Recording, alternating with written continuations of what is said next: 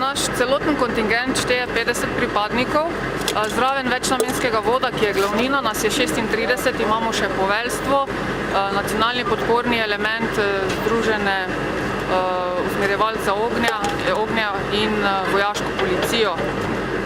Odhajamo okoli 15. decembra, predtem nas čaka še preverjanje v Nemčiji, potem pa odhod pred Božičem smo v Latviji, kjer prevzemamo dolžnosti od prvega kontingenta. V bistvu za vse nas je to nekaj novega, ker Slovenija je letos prvič v Latviji, mi smo kot drugi kontingent in tudi prva specialistična RKBO misija, tako da se veselimo tega izziva. Naloga našega voda je bila premik konvoja iz točke A do točke B. Na tej poti je bilo možnost stika in stik smo morali reagirati in se na to izmakniti. Moštvo je motivirano in si želi v Latvijo.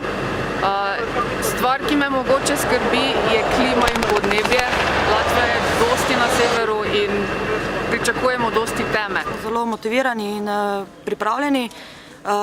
Po teh streljanjih, ki smo jih sedaj naredili, smo vse naredili perfektno.